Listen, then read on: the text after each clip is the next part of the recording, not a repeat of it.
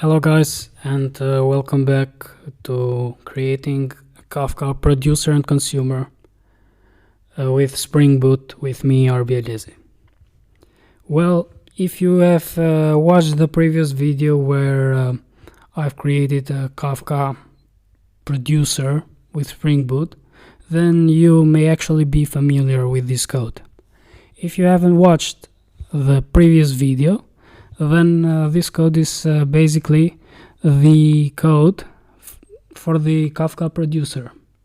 So I have the configuration here with the producer factory and with the Kafka template, and I have also a simple controller where I get from a post endpoint the JSON model, which is this simple format with two random string fields, and I basically send this model to a specific Kafka topic, which I have named my topic. Well, since the Kafka server is not up and running, let's start it, and then let's continue coding the consumer. So I'm starting the zookeeper first. Keeper server start.sh, and then config slash a zookeeper.properties. I started it. I have done some typo here. Zookeeper server start.h. Yes, it's conf instead of config. So yep, the zookeeper is started. Now let's start the Kafka. The same here, Kafka server start.sh config, and here I'll type server.properties. .properties files are similar to .yaml files, which are used for configuration. If you can see here in the resources, there's also an application.properties where I can configure things like the server port, the driver for database, etc. If you are familiar with Spring, you already know about them. Anyway, let's start this server too, and it's done. Our Kafka machine is already running. So now let's go back to the code. So in order to consume from a Kafka topic, we first of all need to build two other beans. So we need to have two other beans ready. A consumer config bean, just like the producer config here, and also a concurrent Kafka listener. I don't remember it's a long name, but it is used for configuration in order to perform the listening. And also this annotation here, enable Kafka, which makes possible for the Spring application to actually listen to Kafka events. And there's also another annotation called Kafka listener, which we are going to see later in this video. So let's create the consumer config bean.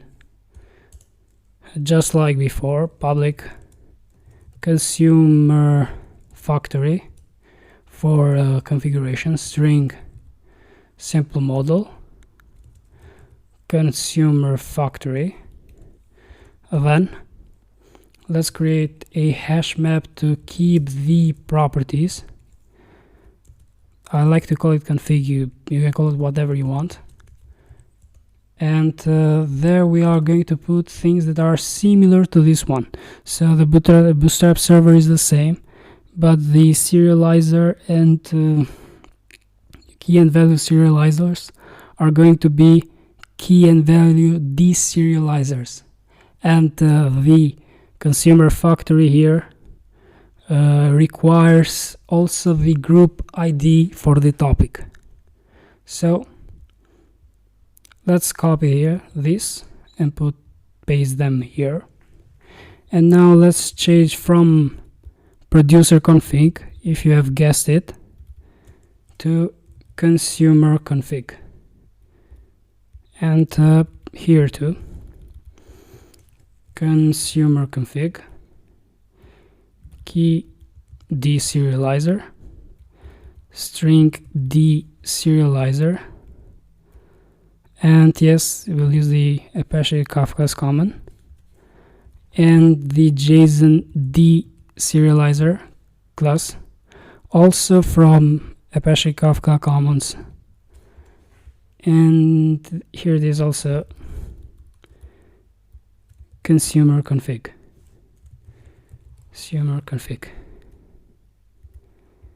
Deserializer, of course. We all also the group ID, as I said before, is required by the consumer factory, so let's put it here too. And you can put any consumer config, and you can put here any group ID config, any name you want. It's just to identify the different Kafka listener configurations in your application. So if you have different configuration for the same topics, it doesn't matter the topics, but if you have different configuration, like one is with a string deserializer for a value, the other with a JSON deserializer or XML deserializer, and you basically need different group IDs for this one. So let's name it this group ID my group ID, and let's actually put these properties of configuration to use. So new default Kafka Consumer factory, and here it takes as arguments, as a constructor arguments, the configuration, but in order for the parsing for the deserializing to work, you also need to explicitly identify to create the deserialization objects. So a new JSON deserializer, and inside the constructor of the JSON deserializer, you also need to specify what type of POJO are you going to deserialize. So in our case, the simple model dot class, and we are done with the consumer factory. Now let's create the public concurrent Kafka listener container factory, which has the same. In fact, it is recommended to name it Kafka listener container factory, not concurrent Kafka listener container factory, this factory, in order to override the actual Kafka listener container factory that is instantiated by default. So let's create our, of course, the types here: string, simple model. The same here, string, simple model equals to a new one. And why did I declare it like this? Because the concurrent Kafka listener container factory doesn't take the consumer configuration as as a constructor argument, so you need to set it by a setter, so the consumer factory, not concurrency, set consumer factory. And that's all. Let's return this object, and we're done here. The configuration for the consumption from a Kafka topic is ready. And the last thing you need is this @enable Kafka, which enables the event, the listening to Kafka events in the Spring Boot application. Now let's go to our controller. I may create a service class, but for simplicity of use, let's use the current controller.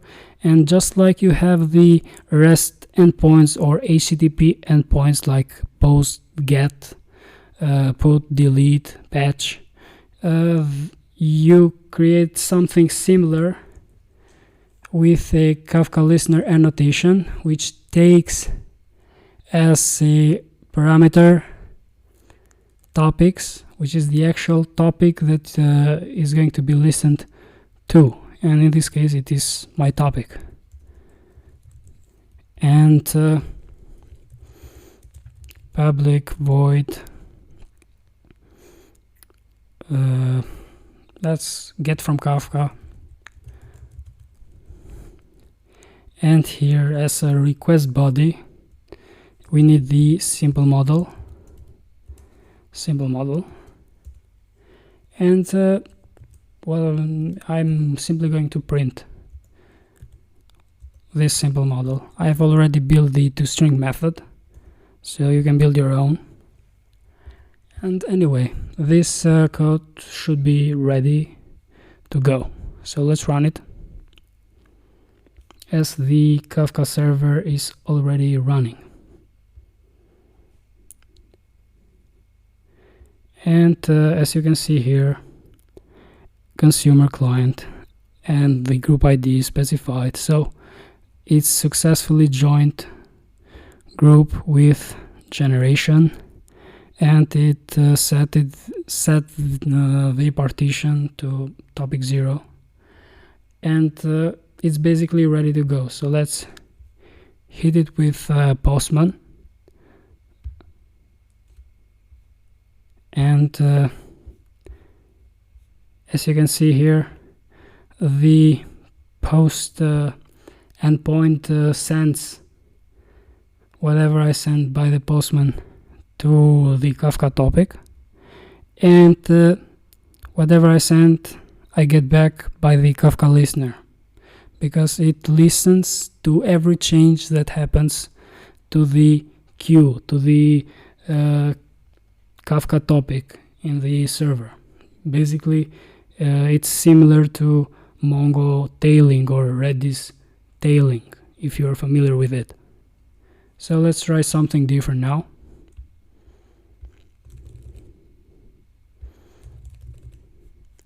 Send it,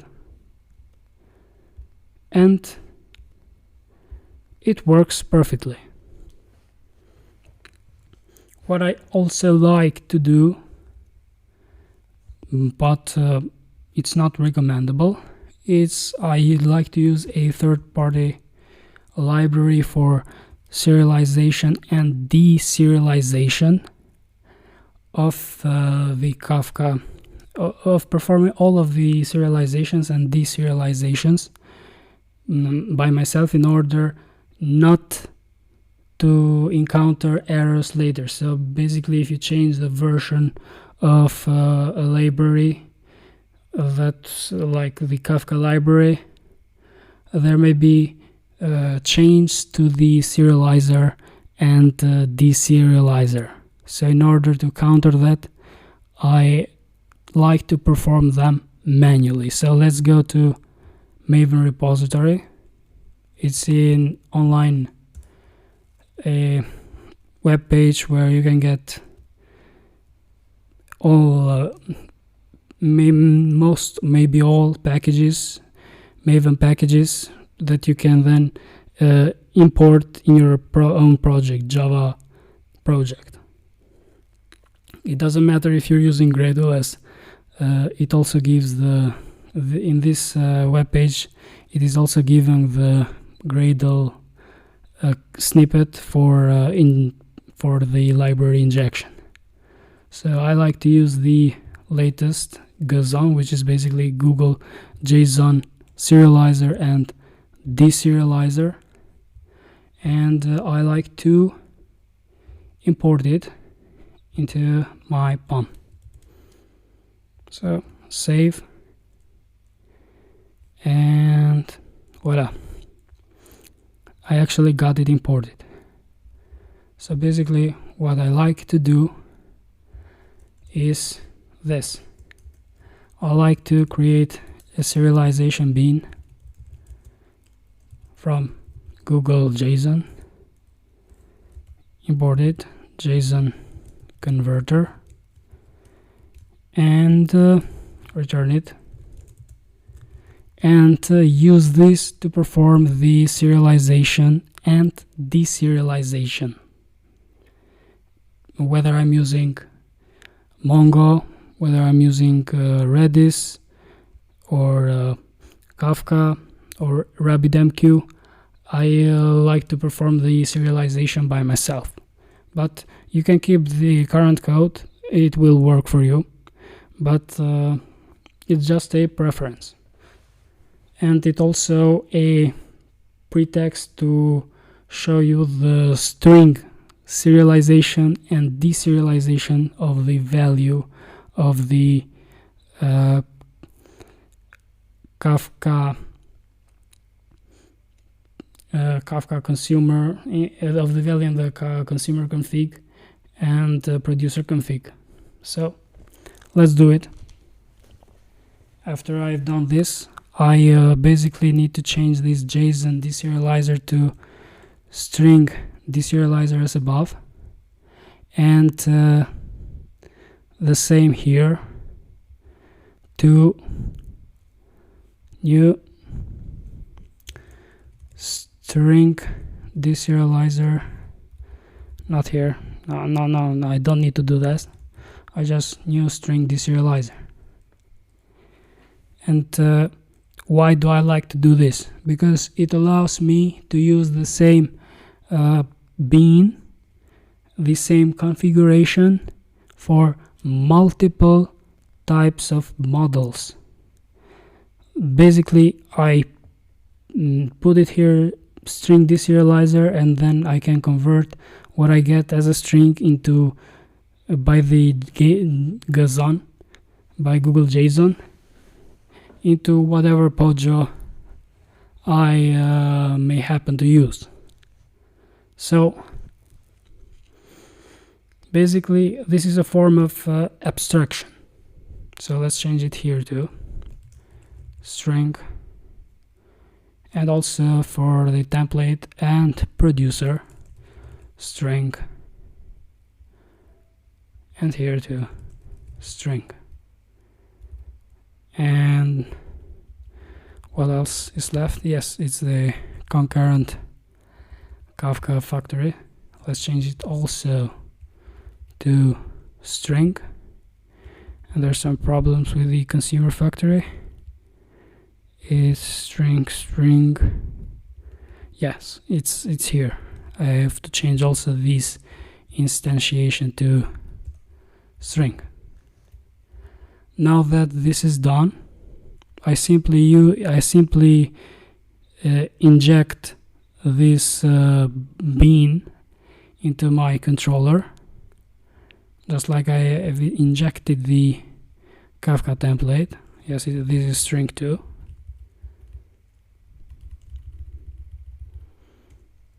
String, Kafka template. What happens to be the problem here? Let's check it. String, could not know beans Kafka template are available. So yes, we have already changed it to string. Yes, here it is, JSON. Change this also to string. So we have the producer factory string. The Kafka template is string. The consumer factory is, both of the values are string. And the Kafka listener container factory is also a string. So I don't think there should be any problem with this Kafka template. I think that this is just an IntelliJ error, and the problem is right here. So I need to get a string.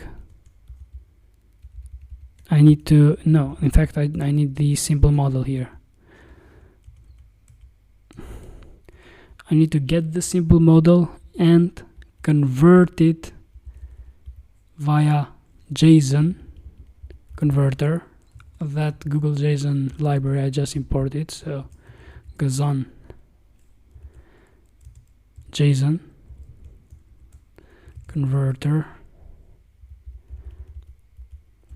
I also need to create the field for it, JSON converter.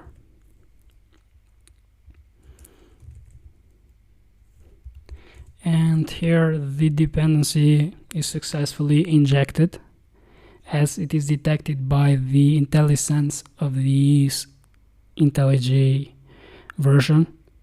And here I need the simple model instead of the string, and I'll use the JSON converter to convert this simple model to string.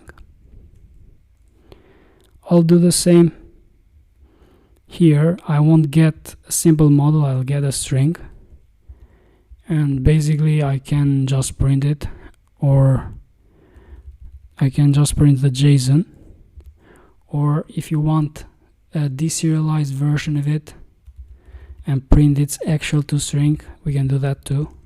So simple model model 1 is equal to a cost to simple model of JSON converter dot from JSON, the actual string that is to be converted to a POJO, and the class that corresponds to this stringified in a JSON format POJO.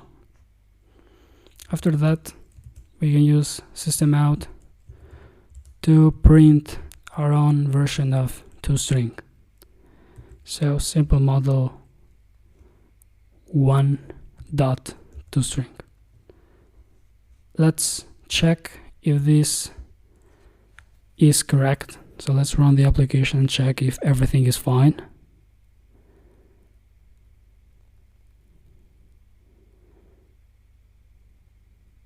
So far so good. Now let's send this. Field 1 is the new field 1, and field 2 is the new field 2. Let's send it, and there's an internal error. Let's see what it is.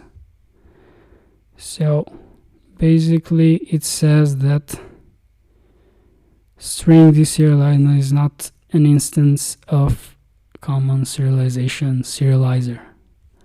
So maybe we have done something wrong. Yes, here, right here in the producer, instead of putting a serializer, we have put a deserializer.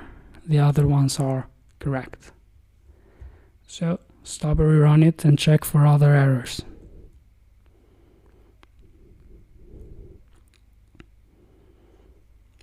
Let's repost,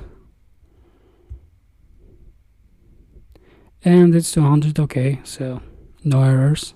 And as you can see, this is the JSON stringification, and this is our stringification of the object. So basically we get the object, we get the object here from the HTTP REST endpoint.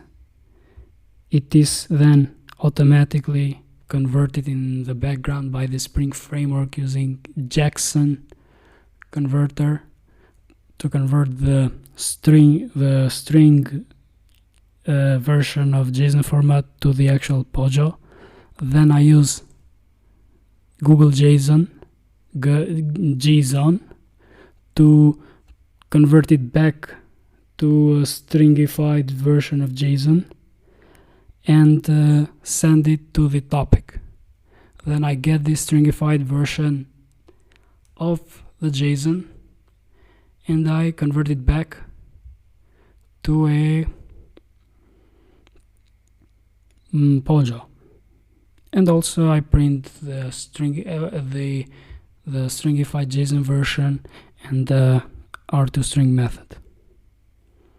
So basically this was performed by us, but that's what those JSON serializers and deserializers were actually doing. So we have taken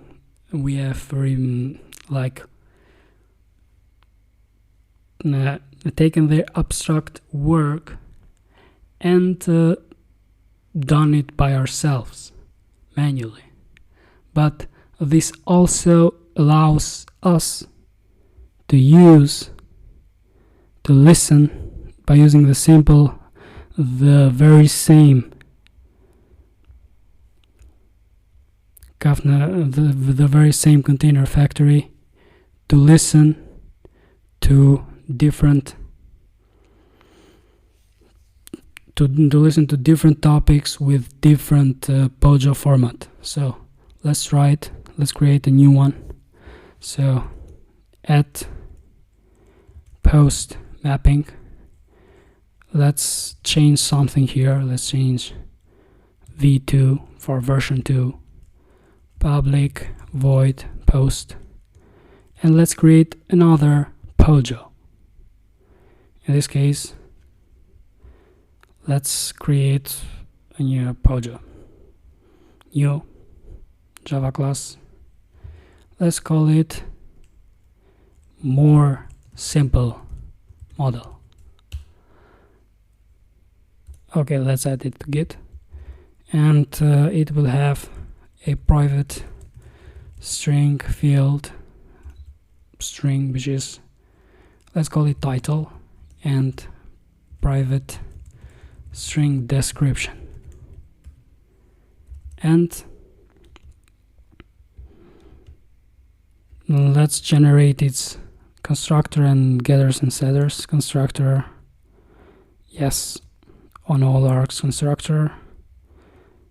Also the no args constructor, more simple model, and also the getters and setters. So I've generated all of them here. Now let's get this new body by the endpoint. So more simple model, and let's send it to a new topic. Let's call this topic my topic 2, and let's send it using JSON converter and converting it to JSON, and that's done. And now let's listen to this new topics,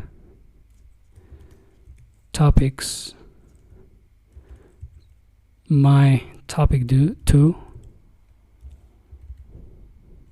and public void get from Kafka 2 string more simple model. And let's do the very same thing as we did up here, but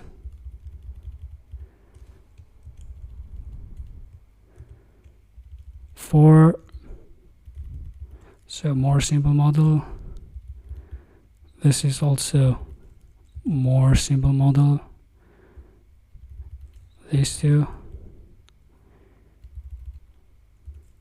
These two. These two.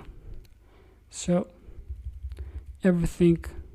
Yeah, no, I don't have a toString, but let's create also the toString. So alt insert toString, and that's all done. Now let's run it and see what happens.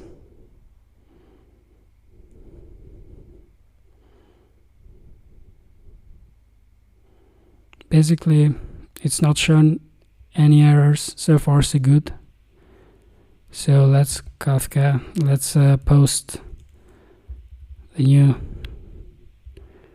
more simple model title.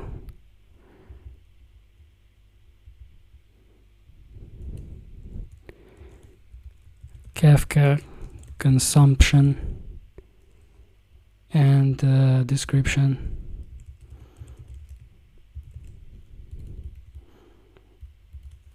Creating a Kafka Consumer with Spring Boot.